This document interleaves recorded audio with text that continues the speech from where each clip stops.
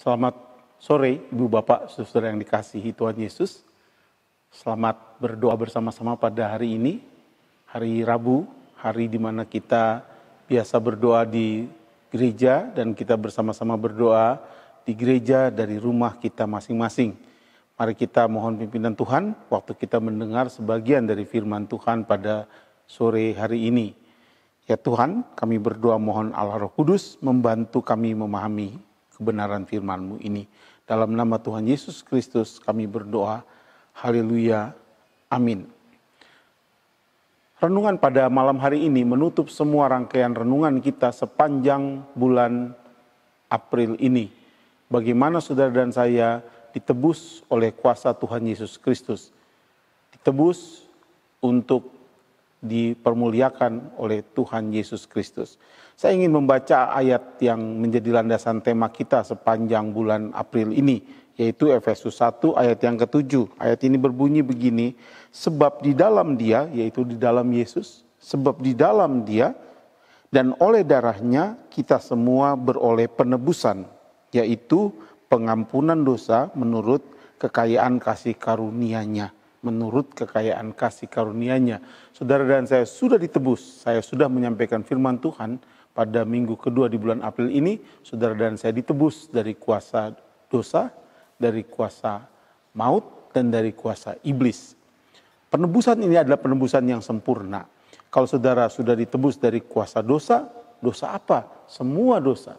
Dosa serakah, dosa mementingkan diri sendiri, dosa untuk memuliakan kemampuan-kemampuan sendiri, semuanya sudah disalibkan bersama dengan Kristus. Dari kuasa maut saudara juga sudah ditebus.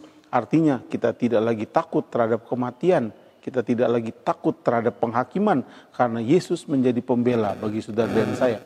Saudara dan saya juga sudah ditebus dari kuasa iblis. Artinya iblis tidak dapat berkuasa atas hidup saudara, dan saudara adalah dipertuan oleh Yesus Kristus.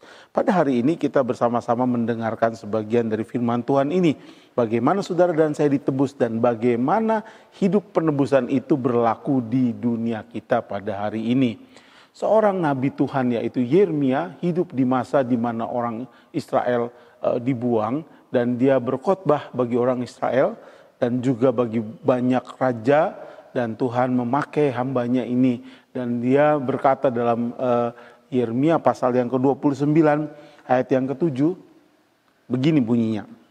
Usahakanlah kesejahteraan kota, kemana kamu aku buang.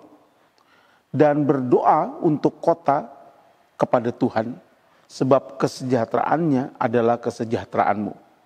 Usahakanlah kesejahteraan kota, kemana kamu aku buang. Dan berdoalah untuk kota itu kepada Tuhan, sebab kesejahteraannya adalah kesejahteraanmu. Bagian ini memang agak ironis. Tuhan bilang kepada orang Israel bahwa aku membuang kamu, tapi aku juga ingin kamu di tempat di mana kamu tertawan dan terhukum, kamu menjadi penolong. Kamu mengusahakan apa? Mengusahakan shalom, mengusahakan kesejahteraan. Tanda shalom itu sudah saya sering khotbahkan sejak beberapa tahun yang lalu. Tanda shalom itu adalah tanda di mana dua orang yang bermusuhan berdamai. Itu shalom. Tanda shalom itu juga adalah tanda di mana seseorang melakukan perjalanan dan selamat. Orang itu juga mengalami artinya shalom. Tanda shalom juga itu berarti kesejahteraan. Ketika seseorang tidak kelaparan, seseorang makmur, seseorang mengalami situasi di mana tidak sakit, sehat, itu juga adalah berarti shalom, kesejahteraan. Dalam terjemahan bahasa Indonesia sehari-hari, firman Tuhan ini begitu bilang kepada kita, bukan usahakan, tapi bekerjalah untuk kesejahteraan kotamu. Bekerjalah untuk kesejahteraan kotamu.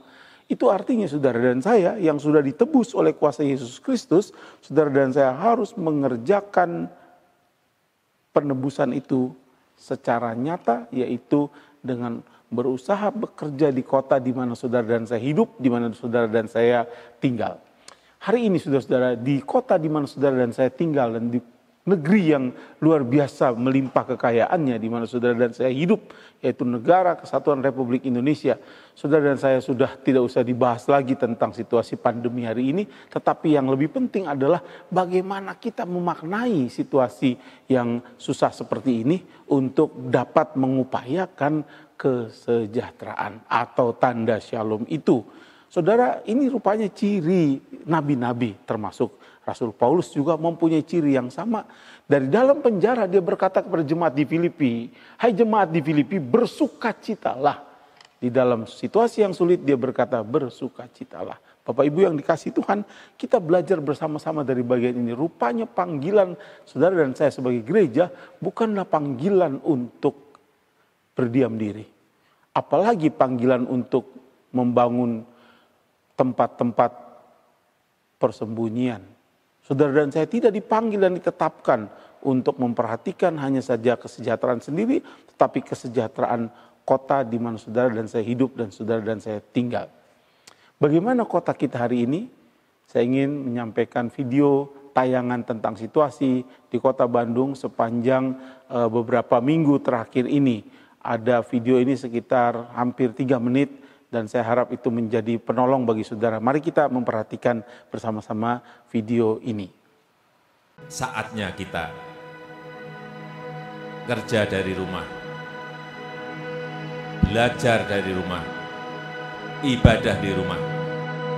Ekonomi kota Bandung melemah, pasar, kafe, dan mal ditutup. Himbauan pemerintah membuat jutaan warga Bandung beraktivitas dari rumah. Ironisnya, himbauan itu cuma berlaku untuk kelas menengah.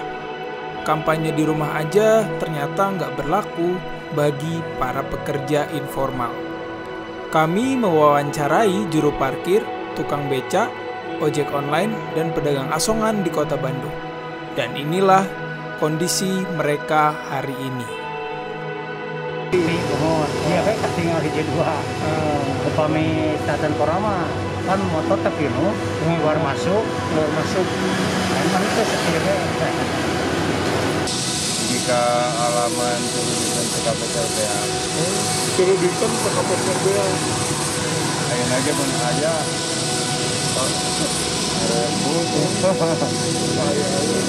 Jadi abi mah daripada corona lebih siapkan itu sekarang anak itu makan. Datang ke Kesenbab.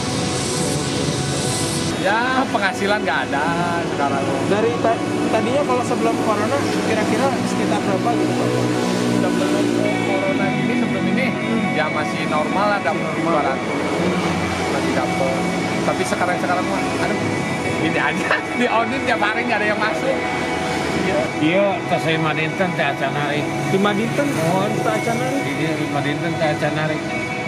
Tadi itu pagi ke. Kayak Ya.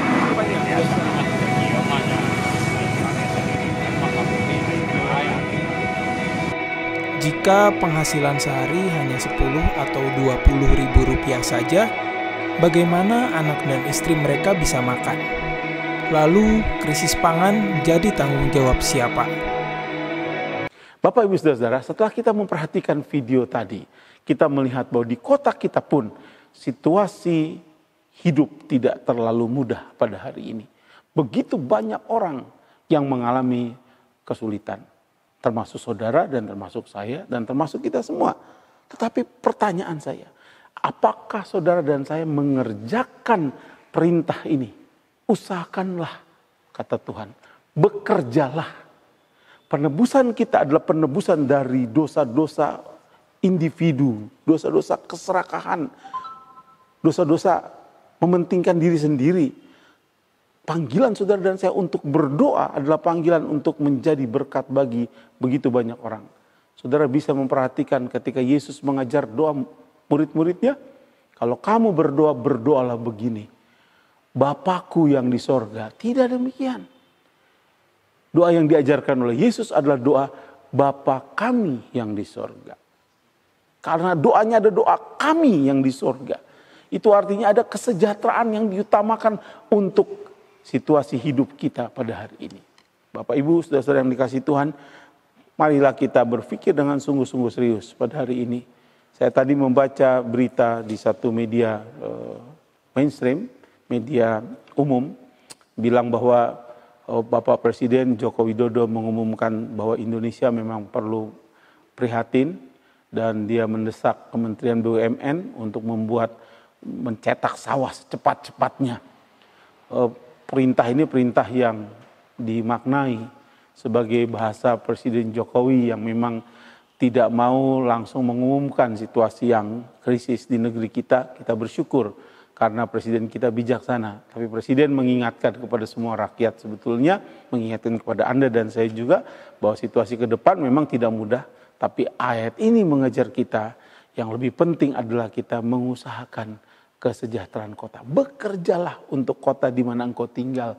Mari kita menjadi orang-orang yang berdoa, tapi juga orang-orang yang tidak cukup berdoa. Orang-orang yang harus bekerja mengupayakan kesejahteraan di kota kita. Jam doa saudara di rumah juga harus dilakukan. Tapi juga ingatlah orang-orang di sekeliling saudara yang perlu ditolong dan didoakan oleh saudara juga. Bapak Ibu yang dikasihi Tuhan, saya harap firman Tuhan pada hari ini menolong kita, membuka pikiran kita. Usahakanlah kesejahteraan kota di mana aku buang, kata Tuhan. Situasi yang tidak enak, situasi tertawan, tetapi kita harus tetap menjadi orang-orang yang memberkati, menghadirkan tanda shalom, tanda damai sejahtera, tanda sejahtera bersama di mana semua orang cukup pangannya, sandangnya. Situasi di mana saudara dan saya juga mewujudkan kerajaan Allah itu melalui situasi keselamatan di dalam Kristus Yesus. Mari kita memohon Tuhan menolong kita melewati situasi ini, tapi juga mari kita sebagai garam dan terang dunia menerangi sekeliling kita yang di dalam keadaan kesulitan pada hari ini. Bapa di surga, kami berdoa biarlah firman-Mu hari ini menolong dan memimpin hidup kami, untuk kami menjadi orang-orang yang bekerja untuk kota di mana kami tinggal. Dalam nama Tuhan Yesus Kristus, kami berdoa mohon pimpinan-Mu. Haleluya. Amin.